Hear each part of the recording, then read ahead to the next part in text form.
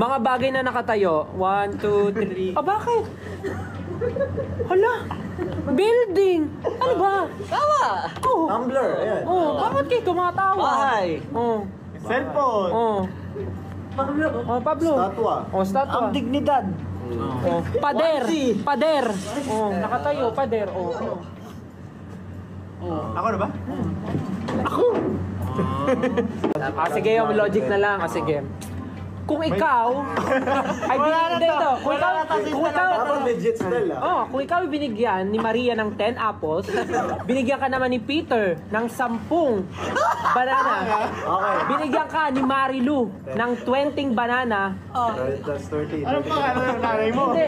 At binigyan ka na naman ni Jocelyn ng 5 atis. Ano ang sasabihin mo? Thank you!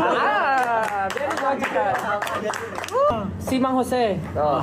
meron siyang anak. Ano pangalan? 5. 5? Ang dami naman.